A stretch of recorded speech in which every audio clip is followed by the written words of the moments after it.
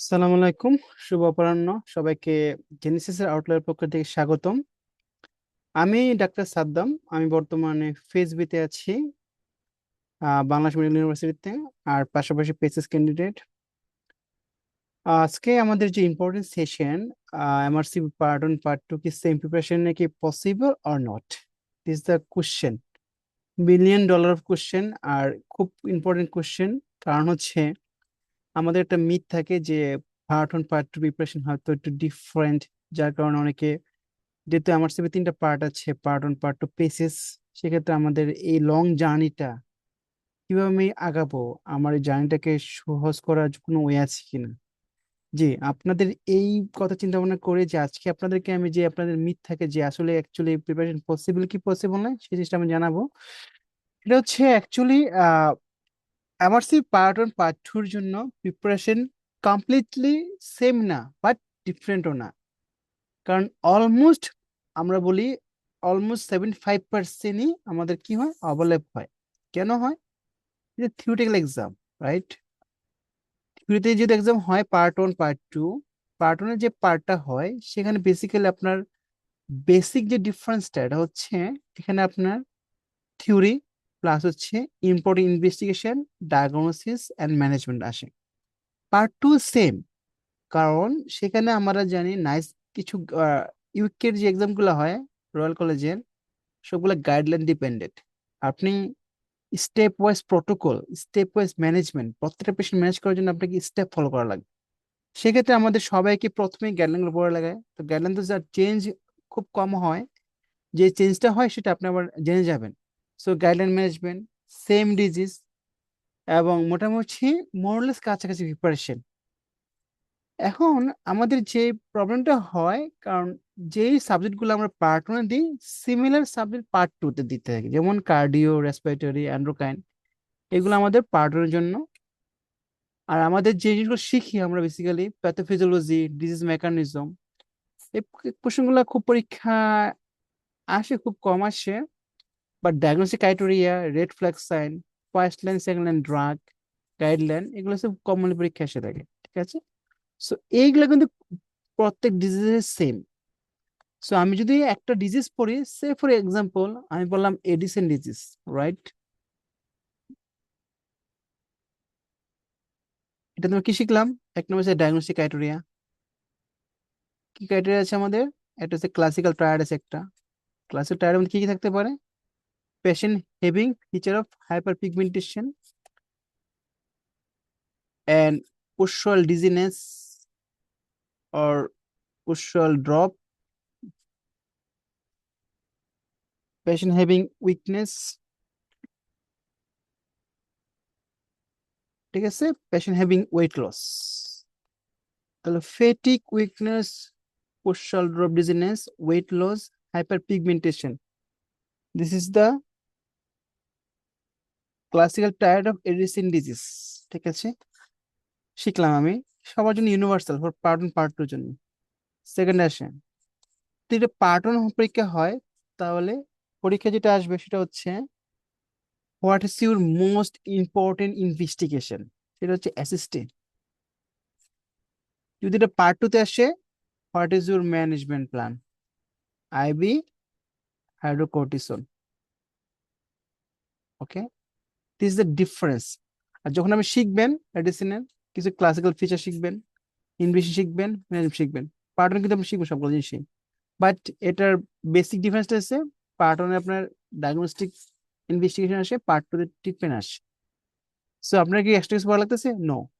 হ্যাঁ, এখানে একটু কোরিলেশন আছে। পার্ট 2 তে আপনার এডিসিন ডিজিজটা ডিরেক্টলি আসবে না, সেটা কিছু ফিচার, যেমন এডিসিনের কজ হিসেবে আসতে পারে।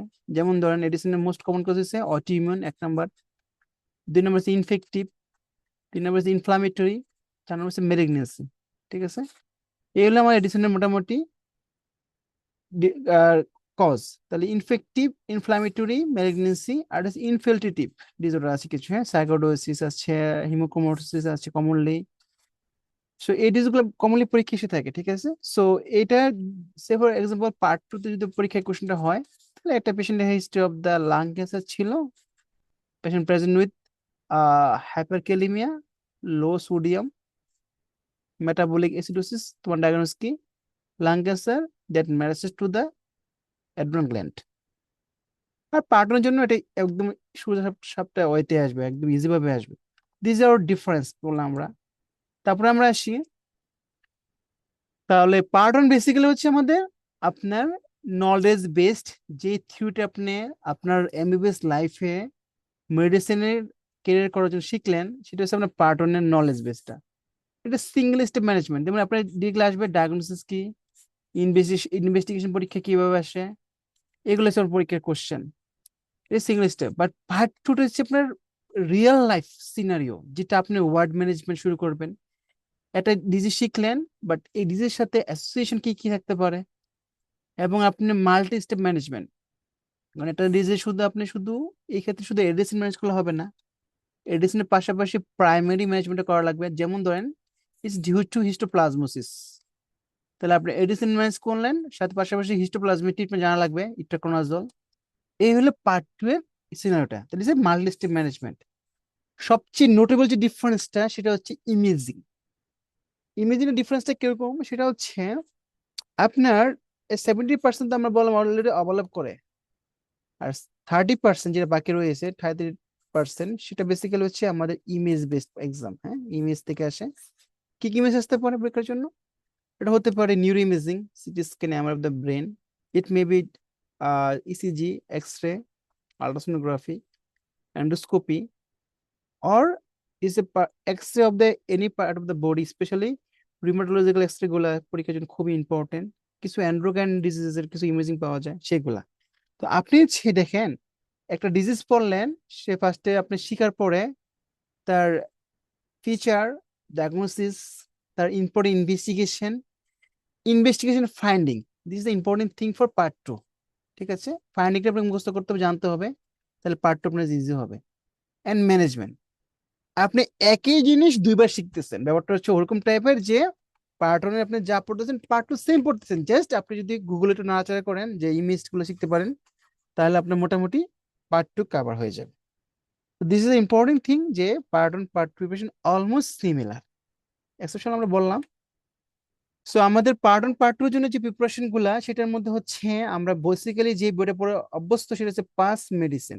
খুব ভালো একটা বই, এক্সেলেন্ট বই। আপনার থিওরিটিক্যাল নলেজ প্লাস হচ্ছে আপনার কোশ্চেন সলভ সবকিছু মিলে আপনার খুব একটা ভালো একটা বই এটা। পাঁচটা আরো ভালো, কারণ যে কোনো একটা পড়লেই হবে আপনার মোটামুটি। এটার মধ্যে ডিফারেন্সটা কি, পাস টেস্টের কোশ্চেন গুলো একটু ছোট হয়, পাস টেস্টের কোশ্চেন একটু বড় হয়ে থাকে, বাট অলমোস্ট দুটোই সিমিলার। যেহেতু আমি পার্ট দুটোই পাস করলাম, সেক্ষেত্রে মোটামুটি আমার ধারণা হচ্ছে পাস টেস্ট অথবা পাস মিনিট যে কোনো একটা বই পড়তে পারেন, থিওরি অলমোস্ট সিমিলার। আর যদি কারো ক্রেভিং ফর থিওরিটিক্যাল বই, যে আপনি অনেক পড়াশোনা করতে চান, বাট বর্তমান সময়টা হচ্ছে আপনাকে খুব বেশি পড়াশোনার চেয়ে ইম্পর্টেন্ট, টেকনিক্যালি আপনাকে খুব সাউন্ড হতে হবে।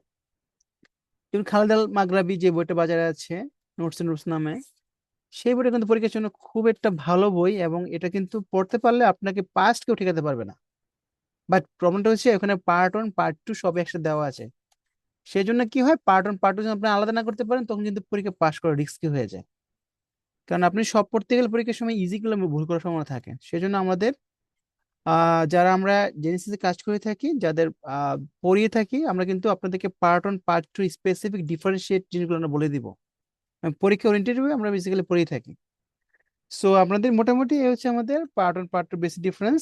আরটা হচ্ছে, সো পার্ট ওয়ানে আমরা অলরেডি সময় কতক্ষণ লাগতে পারে সবার তো ধারণাটা। কোনো পরীক্ষার এক্সামে দেওয়ার জন্য কখনোই টাইম খুব বেশি নেওয়া যাবে না, তাহলে আপনার প্রিপারেশন খারাপ হয়ে থাকবে। একটা এক্সাম্পল, আমি নিজে পার্ট ওয়ান পাস করি 2022 সালে, জানুয়ারিতে এসে পাস করলাম। হ্যাঁ, পার্ট টু পাস করলাম 25 সালে, তার মানে হচ্ছে হিউজ গ্যাপ। আমি গ্যাপটা দিয়েছি কেন, গ্যাপটার মাঝখানে আমার কিছু ফেজ এক্সাম অন্যান্য জিনিসগুলো ছিল। বাট আপনি যখন প্রিপারেশন নিবেন, আপনি part one part two preparation একসাথে নিবেন, এবং চেষ্টা করবেন পার্ট ওয়ানটায় আপনাকে আলাদা করে 4 থেকে 5 মাস পড়ার পরে আপনি এক্সাম দিয়ে part two within 4 to 5 month, মানে উইদিন 1 ইয়ারের মধ্যে আপনি পার্ট ওয়ান পার্ট টু শেষ করতে হবে। নাহলে আপনার প্রিপারেশনটা, এই যে পার্ট ওয়ানের যে সিমিলার থিওরি, সেইগুলো আপনি ভুলে যাবেন। ভুলে গেলে কি হবে আলটিমেটলি, সেই আপনার যে পরীক্ষা দিয়েছেন, আপনার আবার নতুন করে পড়তে হবে, আবার ভুলে আপনার পড়তে গিয়ে আপনার অনেক কিছু আপনার রিকল করতে হচ্ছে, তাছাড়া হচ্ছে আপনার টাইম কনজিউম হবে। সেজন্য আমি মনে করি যারা already part one part two, যাদের খুবই স্ট্রং বেসিক, তারা কিন্তু চাইলে পার্ট ওয়ান পার্ট টু একসাথে দিতে পারেন, কারণ আলাদা করে ইমেজগুলো আপনাকে 1 মাস থেকে 1.5 মাস পড়লে মোটামুটি হয়ে যায়। সো এটা হচ্ছে আমাদের মোটামুটি পার্ট ওয়ান পার্ট টু প্রিপারেশনের একটা গাইডলাইন। পার্ট ওয়ান আমার স্ট্রোক বেসিক থাকবে, কনসেপ্ট মেকানিজম, আর পার্ট টু দিয়ে স্পেশালি ইমেজিং গুলো ইম্পর্টেন্ট। হ্যাঁ, সো এই কথাগুলো কাজ কাজ করা যাবে না যে কেন পার্ট টু কে নিউ সিলেবাস পাওয়ার কোনো সুযোগ নেই, যেহেতু সবের 70% আপনার অলরেডি অলমোস্ট সিমিলার, আর খুব বেশি চেঞ্জ হয় না। আপনি দেখবেন প্রত্যেক বছর কিছু কোশ্চেন অ্যাড হয়, 5 to 10% হাইয়েস্ট। তো মোটামুটি একটা পাস যদি আপনি একটা কোশ্চেন ব্যাংক করে ফেলেন থিওরি সহ, পার্ট টুর ক্ষেত্রে এই কোশ্চেন ব্যাংকটা এমনি পড়বেন, কিছু কোশ্চেন অ্যাড হবে, প্লাস কোনো কিছু কোশ্চেন, কিছু কোশ্চেন একটু রিপিট প্লাস একটু লার্জ হবে, পার্ট টু বেসিসে ওরা কোশ্চেন করবে আপনাকে। ঠিক আছে, সো বেশি ওভার রিডিং করা খুবই ঝামেলা, কারণ এগুলো যে স্পেসিফিক ট্রিটমেন্ট ম্যানেজমেন্ট পরীক্ষা আসে, তো আপনি যদি একটু সাউন্ড, টেকনিক্যালি সাউন্ড, একটু চালাক হন, তাহলে কিন্তু আপনার কম পড়েও পাশ করা পসিবল। আমি কম বোঝাচ্ছি যে আপনার যে পরিমাণ নলেজ দিয়ে পরীক্ষা পাশ করতে পারবেন পেশেন্ট ম্যানেজমেন্ট, সেটা বোঝাচ্ছি। মানে পড়ার কি কোন দুনিয়ার অভাব আছে? আমি অ্যান্ড্রোগান স্টুডেন্ট, আমি অ্যান্ড্রোগান পড়াশোনা করতেছি, অ্যান্ড্রোগান আমার মনে হয় আজকে না, আমি যদি সারা জীবন পড়ি শেষ হবে না, এত পরিমাণ পড়া আছে। তো আপনাকে তো একটা সময় থামতে হবে, লাইফে থামাটা ইম্পর্টেন্ট, জানাচ্ছি। ওকে, তো এই গ্যাপটা দেওয়া যাবে না, সেই যে আমি অলরেডি বললাম যে এই গ্যাপটা দিলে আপনাদের পরীক্ষা খারাপ সময় থাকে। সো আমাদের পার্ট ওয়ান পার্ট টুর মধ্যে টাইমিংটা খুব বেশি রাখা যাবে না, পার্ট ওয়ান পাস করে 6 মাসের মধ্যে পার্ট টু দিয়ে দেবে, বেস্ট হবে। এবং পড়াশোনা হবে মোমেন্টাম, কনসিস্টেন্ট থাকা লাগবে। পড়াশোনা মাঝখানে ছেড়ে দিলে কি হয়, আপনার আলটিমেট যে পড়াশোনার যে আপনার থ্রোটা নষ্ট হয়ে যায়, হ্যাঁ, গোল নষ্ট হয়ে যায়। যারা অলরেডি বিসিএস এ এবার জয়েন দিবেন 48-এ, হয়তো সামনে উইক অথবা নেক্সট মান্থের ফার্স্ট উইক গেজেট হবে, সেক্ষেত্রে আপনাদের বেস্ট হচ্ছে মেডিসিন যদি ক্যারিয়ার করতে চান, এই গ্রামে 2 বছর থাকার সময় অবশ্যই আপনি MRCP part on part at least শেষ করে আসবেন। পেসেসটা একটু ডিফারেন্স, সেটা আমরা পরে বলবো, but part on part two এর জন্য আপনার এই সময়টা হচ্ছে আপনার কিছু as per guideline with some theoretical book, আপনার কনসিস্টেন্ট পড়াশোনা মোর দেন এনাফ। এখন আসেন, come to the practical point. এই যে আমাদের যেই প্রবলেমটা হচ্ছে, আমরা যে সোশ্যাল মিডিয়া যে সময়টা আমরা আছি, it is very critical and danger period. কারণ হচ্ছে আপনি ফেসবুকে স্ক্রলিং করলে আপনার 1 ঘন্টা নাই, আমার মনে হয় না কোনো ব্যক্তি একবার ফেসবুক ঢোকার পরে সে 1 ঘন্টাকে বের হয়ে আসতে পারছে। কারণ ফেসবুকটা আপনার মাইন্ডকে রিড করতে পারে, আপনি কোন পারপাসে ফেসবুক ঢুকছেন। সে ফর এক্সাম্পল, এখন আপনি একটা নিউজ দেখতে যাচ্ছেন, সেই আপনি মনে মনে চিন্তা ভাবনা করলেন, সেটা আপনাকে ফেসবুক রিপিটলি থ্রো করবে, এবং আপনি যখন দেখতে থাকবেন, দেখার পরে একটা সময় পরে আপনার এটা দেখার কোনো সময় মানে এতটুকু পরিমাণ টাইম কনজিউম হবে যে আপনি এটা শেষ করে আসতে পারবেন। সো এই সময় আমাদের টাইমিং কিন্তু 24 hour for every person, but আপনার সময়টাকে সেইখান থেকে সেভ করে নিয়ে আপনাকে কাজে লাগাতে হবে। তাহলে আমার যে স্ট্র্যাটেজি হচ্ছে, prepare once, think deeper, and pass twice. This is my motto for MRCP part one part two exam. So it is a clinical thinking, it is not basic. সো আপনি টেনশনে কিছুই নেই, আপনি যাই পড়বেন, একটা ওয়ার্ডও পড়েন, এটা আপনার ক্লিনিক্যাল লাইফে কাজ লাগবে। সো এটা আমাদের মূল ফোকাস থাকা উচিত। এখন ধরেন এত কিছু দেখা সত্ত্বেও আপনি পারতেছেন না, জেনেসিস আউটলেয়ার যে আমাদের উইংসটা আছে, এখানের মধ্যে আছে এমআরসিবি কেয়ার টিম আছে, আমাদের যে এক্সপার্ট টিম 10 ইয়ার যাবত আমাদের এই কোচিং, এই গাইডেন্সটা দিয়ে থাকে সবাইকে। এবং আমার যে ফিল্ড এক্সপিরিয়েন্স, যারা আমাদের কথা, আমাদের গাইডলাইন ফলো করছে, আমাদের লেকচার শিট, আমাদের মোটামুটি যে আমরা যেগুলো ক্লাসে পড়ে থাকি, অলমোস্ট সবকিছু পরীক্ষা এসে থাকে, এবং আপনার পরীক্ষার প্রিপারেশনটাকে ইজি করবে। সো যাদের দরকার মনে হয় যে আমি একা পসিবল না, আমার পার্টনার নাই, আমার টাইম নষ্ট হয়ে যায়, তারা কিন্তু চাইলে জেনেসিসে আপনারা এই সময়টা অ্যাড হতে পারেন। আপনাদের সামনে মেতে ডায়েট আছে, সো পার্ট ওয়ানের 3টা ডায়েট, জানুয়ারি, মে আর সেপ্টেম্বর। পার্ট টুতে সিমিলার ডায়েট হয়, এটা হচ্ছে মার্চে হয়, জুলাইতে হয়, অক্টোবরে হয়। সো এই ডায়েট গুলাতে সবগুলা ব্যাচের জন্য আমাদের ফেসিলিটি অ্যাভেলেবল। সবচেয়ে যে গুড নিউজ হচ্ছে যেটা, এটা হচ্ছে এখনকার যে কালকে ভিক্টোরি ডে, সো বিজয় দিবস, সেই ক্ষেত্রে আমাদের কিন্তু একটা স্পেশাল ডিসকাউন্ট চলতেছে এখন এই মুহূর্তে। ডিসকাউন্ট বলবো না, এটা হচ্ছে অনার। জেনেসি সবসময় ডক্টরকে অনার করে। তো অনারটা হচ্ছে যে 20% যদি কোনো কারণে আপনি প্রিভিয়াস কোনো ব্যাচে আমার এই জেনেসিসে এডমিট থেকে থাকেন, তাদেরকে 20% ডিসকাউন্ট।